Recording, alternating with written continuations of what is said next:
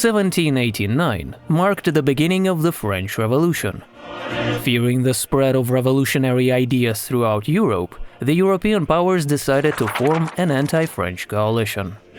Thanks to Napoleon Bonaparte, however, France managed to defeat a number of European powers and impose an unfavorable peace on them.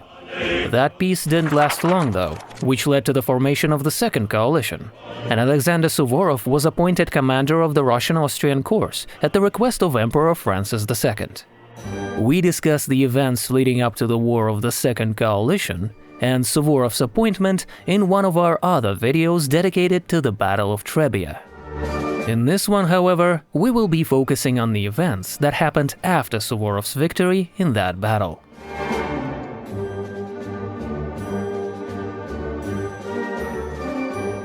Naturally, the result of the Battle of Trebia shook France to the core and made Russians very happy.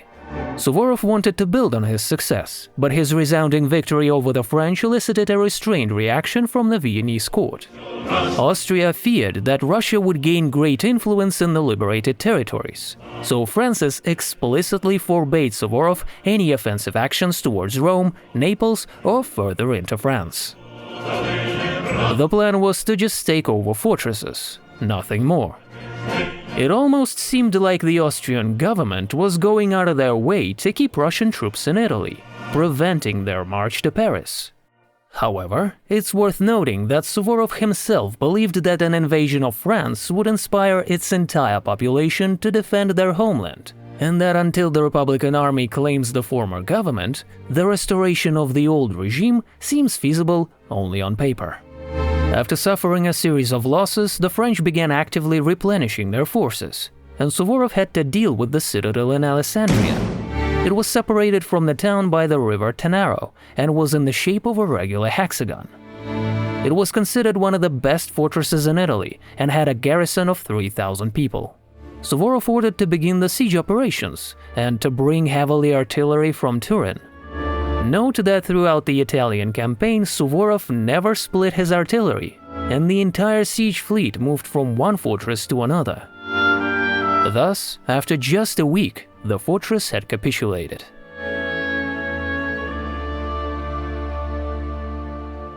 During this time, the remnants of MacDonald's troops retreated to Tuscany along the coastline towards the Riviera and joined Moreau.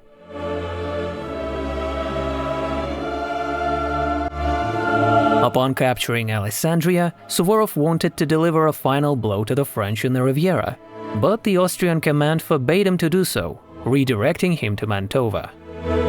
Disagreements between the Russians and the Austrians were escalating. Orders of the Austrian HQ continued to harm the common cause. At one point, Suvorov even asked Emperor Paul I to relieve him from duty. Paul was also getting weary and distrustful of Austrians, but still told Suvorov to submit to the orders of the HQ. After the fall of Alessandria, Suvorov moved his siege weapons to the castle in Tortona, which was located on a high ground. To cover the siege, on July 15th, Suvorov's main forces were moved to Rivalta Scrivia. Bagratian's troops were moved to Pozzolo Formigaro, while Bellegarde was positioned on the road from Alessandria to Acqui.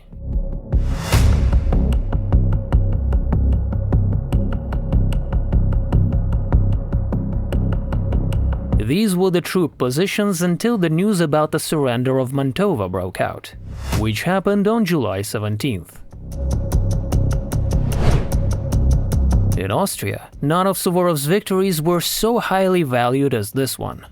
In France, however, that surrender stunned pretty much everyone. The commandant was accused not only of cowardice, but also of treason. Upon his return, he was prosecuted and stripped of all rank. For this incredible victory, Emperor Paul even gave Suvorov the title of Duke.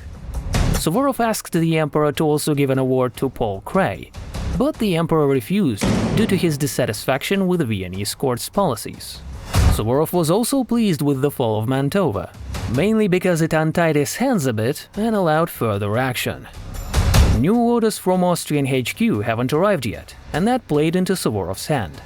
On July the 2nd, he devised a plan to occupy the Riviera, drive away the French, and establish a strong foothold for further invasion of France. The main obstacle, however, were the ridges of a mountain range bordering the seashore. They provided the French with well-fortified positions, making it challenging to drive them out. Suvorov would have to constantly bypass French positions in the highlands, which would have been time-consuming and would have prolonged the war even further. Suvorov didn't want to waste any time, so instead he came up with a plan of offensive movement in 3 columns. The main one was to head through the passage to Nice. Another one had to threaten Genoa from Alessandria, and the third to go along the shore. However, it didn't come to that. Instead, the French went on the offensive.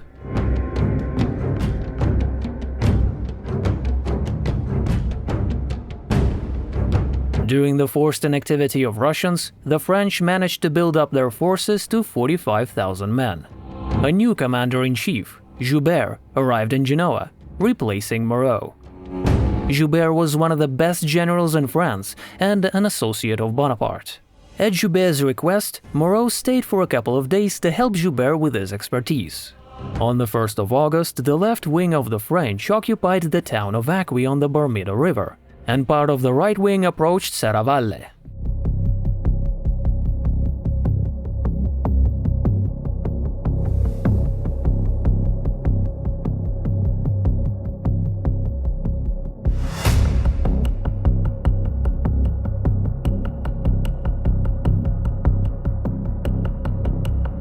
Suvorov was happy to learn that the enemy willingly left their positions in the mountains and rushed into the plains. He no longer needed to risk his troops with the passage through mountains.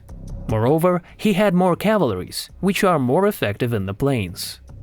Suvorov remarked, quote, "Young Joubert came to learn, so let us teach him a lesson." Joubert certainly underestimated the Allied forces, since he knew nothing about the fall of Mantova and still thought that Cray's troops were stuck there. While 2 French groups, Saint-Cyr and Perignon, were moving in towards Novi, Suvorov arranged his army consisting of 65,000 men in such a way so that they could meet the enemy from any direction.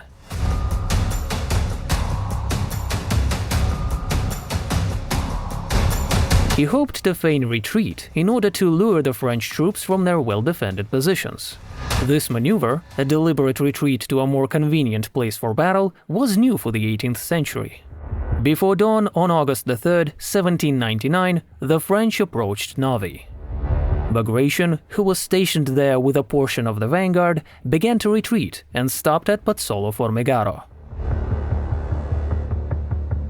The enemy's left wing pushed towards Pasturana, but then stopped. As Joubert reached the heights near Novi, he realized his mistake. He saw the entire Allied army on the plain.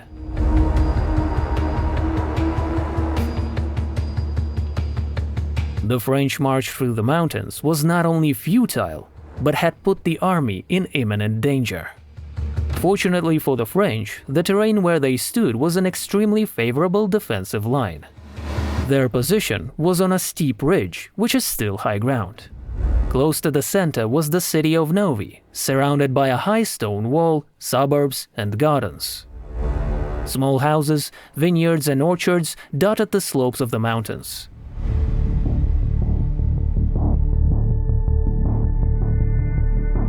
All this made the position seem to be highly fortified and unapproachable. The heights from Serravalle and northwestward to Novi were a particularly favorable position.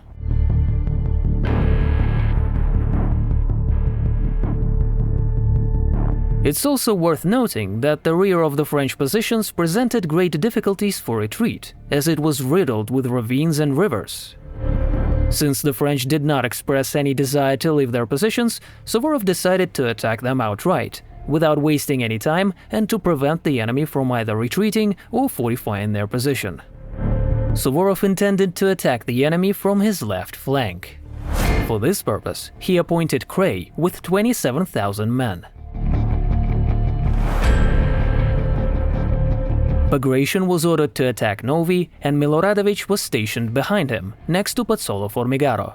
Together they had 10,000 men and constituted the left wing of the Allied army.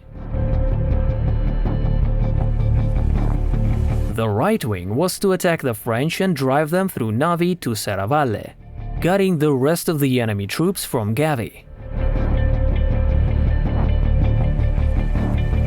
During this attack, Suvorov wanted the left wing to move along the Scrivia River to Serravalle.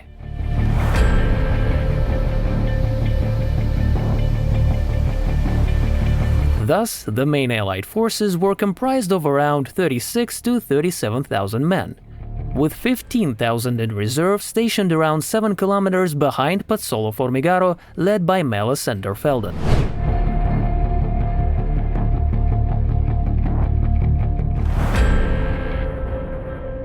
Suvorov also had 8,000 men led by Rosenberg, who was standing at Vigizzolo, and 5,000 more led by Alcaini and besieging Tortona. The total strength of the opposing sides was approximately as follows. The French army amounted to 35,000 men, of which only 2,000 were cavalry. The number of cannons is not exactly known, but there were at least 40 of them. The Russian-Austrian army had 44,000 infantry units and 7,000 cavalry units.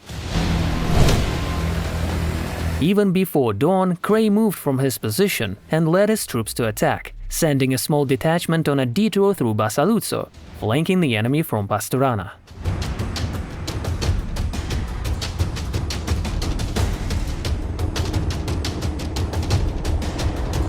A single French division was holding up a position on the left flank. The reserve was behind Pasturana in marching columns. The advance of the French cavalry had been struck down, and the gunfire began. Joubert hoped the Allies would retreat, but his hopes were crushed. He galloped in the direction of the shots, rushed into the firing line, and was instantly killed by a stray bullet. His death was concealed from the troops until the very end of the battle. Moreau assumed command yet again. After pushing back the French cavalry and opening artillery fire, the Austrians folded into marching columns and began to climb the crest of the heights, despite the opposition of Lemoyne and Emmanuel de Grouchy, who was only approaching the battle.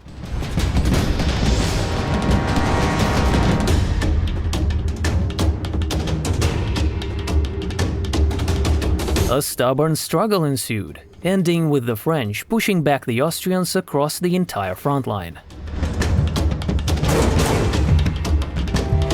All Austrians retreated, while the French refrained from pursuit, lest on descending to the plain they should be attacked by the numerous cavalry of the Allies. Several times Kray asked Bagration to support him by diverting the enemy's attention, but Bagration didn't dare to act against the plan. He did, however, send some ordinaries to Suvorov, asking him for permission to attack, however none of them ever returned. Then Bagration wrote to Suvorov himself, since, despite great efforts, Kray was overwhelmed, and according to Bagration's reports, he too was facing the enemy in great numbers. All this information made Suvorov realize that the main French forces were there, hiding in the highlands in front of them. He then ordered Kray to resume the assault, and sent Bagration to attack Novi.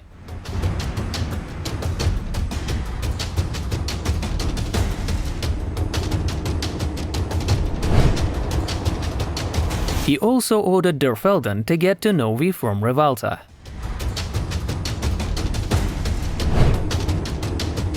Bagration launched an attack directly on Novi.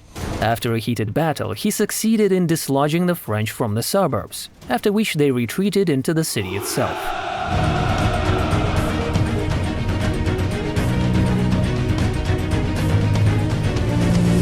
Continuing the attack on the city, the Russian troops encountered a high, strong wall that could not be penetrated by field guns. Then Bagration started flanking the city from the right. Here it should be noted that the attack of the Russian troops was also complicated by the fact that the French were firing from behind cover and were almost invisible, while the Russians were advancing in columns on open ground. Besides, the French artillery was up over the crest of the highlands, and the Russian artillery could not counteract it. When Bagration began to circle the city, the French went out of hiding and hit the left flank of the attackers. This attack was repelled, but Bagration's small detachment could not continue the offensive and was forced to retreat. At this moment, another French column led by Watrin appeared on Bagration's left flank that came out of nowhere. Together, Bagration and Miloradovich pushed Watrin from the left of Novi, but the attack on the city failed once again.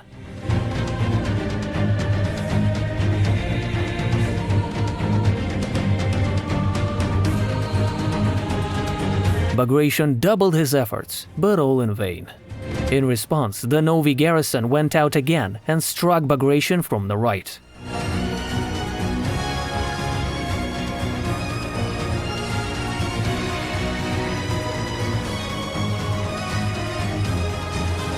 At the same time, Watrin sent 2 regiments to the left of this Russian group, trapping them on both sides.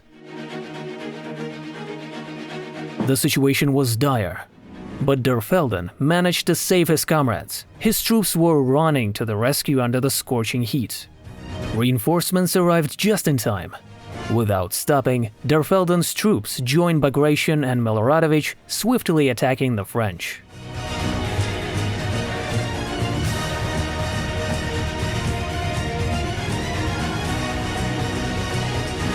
This onslaught was so strong that the French had to retreat back to the highlands.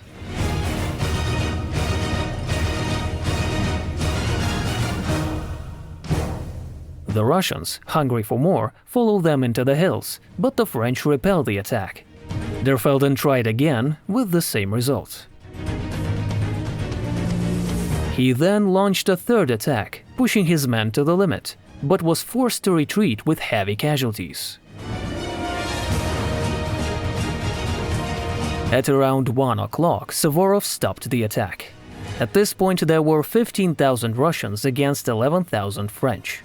However, having more men didn't provide any advantages due to the enemy's positioning. The first stage of the battle was over. There was a lull among the whole line of resistance. Now Suvorov knew for certain that the enemy had concentrated all its forces at Novi, and consequently had no plans to push into Scrivia. Melas, who was stationed there in case of such an attack, now became a precious reserve. Suvorov also had Rosenberg's troops at his disposal, but they were a last resort, so he did not move both reserves towards Novi. This shows how confident Suvorov was of his victory. Suvorov ordered Melas to move to the right flank of the French and attack the highlands occupied by Watrin. Melas moved extremely slowly. According to some reports, Suvorov even threatened to court-martial Melas if he did not speed up. By 3 o'clock, Melas finally arrived.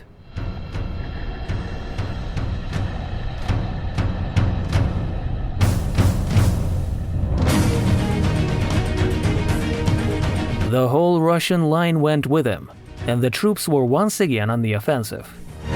Everyone pushed forward: Kray, Derfelden, and Melas. The last reinforced part of the Russian troops attacked the heights occupied by Watrin's division, that is, the right flank of the French position behind Novi.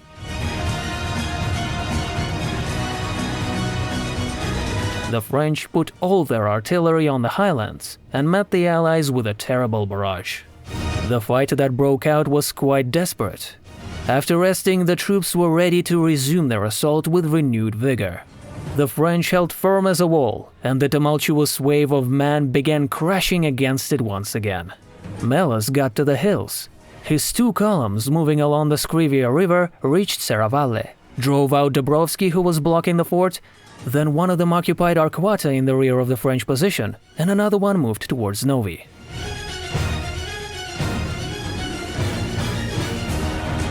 Watrin's division, forced to move to the right flank, could not hold the incoming forces. The French failed to secure their position and began fleeing in terror.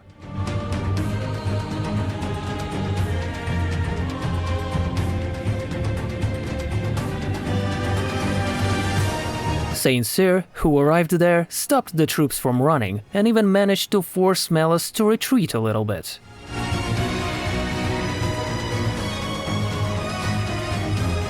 It seemed that success was once again slipping from the Allies, but not for long. Schweikovsky and der Felden soon managed to get into Novi. Its garrison partially retreated to Tesarolo, while others took refuge inside the city.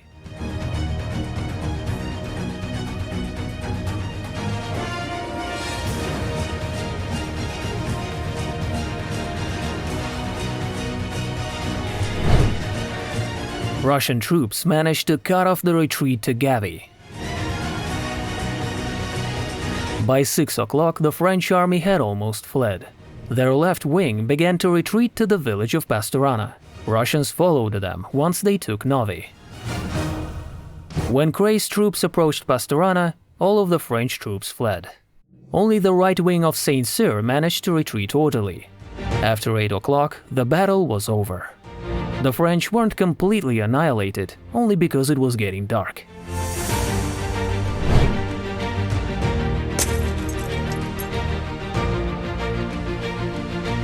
The Allied losses amounted to about 8,000 killed and wounded. The French losses amounted to 11,000 wounded, killed and captured. If we take into account that many wounded Frenchmen followed the retreating column, taking cover behind Austrian prisoners, their losses would be even more significant. The victory at Novi caused a wave of excitement in Russia. Suvorov had so many awards at this point that Emperor Paul didn't know how to honor him. So he issued the following order.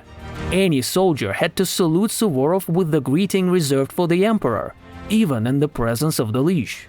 A worthy gift to the worthy, he wrote in his rescriptum. As expected, the Austrian side accepted the victory with restraint.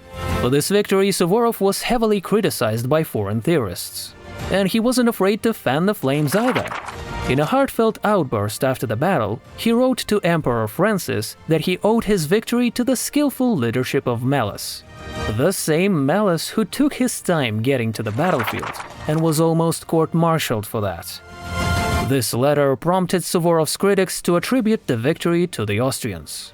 Melas's true character as a commander was revealed less than a year later at the Battle of Marengo, where Melas, with superior numbers, clashed with Napoleon.